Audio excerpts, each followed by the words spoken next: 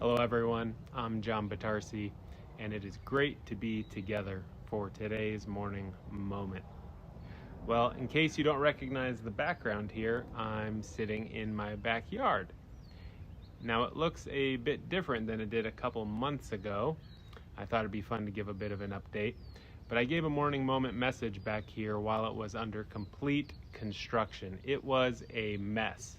Piles of concrete and rebar everywhere.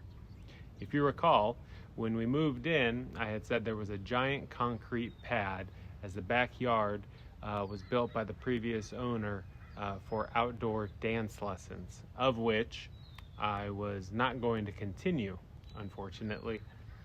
Well, we had a plan of what we wanted to do, and it took time, a lot of time. And if you know me, I'm a hands-on person, and I coordinated that whole project. And each day in the transformation process, it presented its own challenges, concerns, and even celebrations. And it was very easy to worry about the days, weeks, and months worth of work ahead.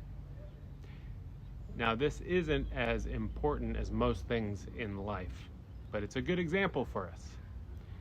There are more serious challenges and concerns we all face on a daily basis.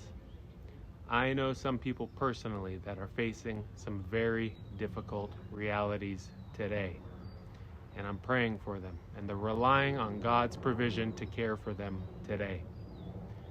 But those serious realities can easily cause stress and worry about what tomorrow could bring. But in Matthew 6:34, Jesus says, "Do not worry about tomorrow, for tomorrow will worry about itself. Each day has enough trouble of its own." Jesus is saying here that all the worry in the world today can do nothing about the cares of tomorrow. Rather, we are to learn to rely on God's care for our present needs and develop an unshakable trust in Him for our future needs. Well, may we learn to enjoy what God has given us today and to bring anything going on in our lives and lay them at His feet. Now, to end our time together today, I'm going to back up and read from the Message translation, Matthew 6:30 through 34, and I pray that it blesses you today.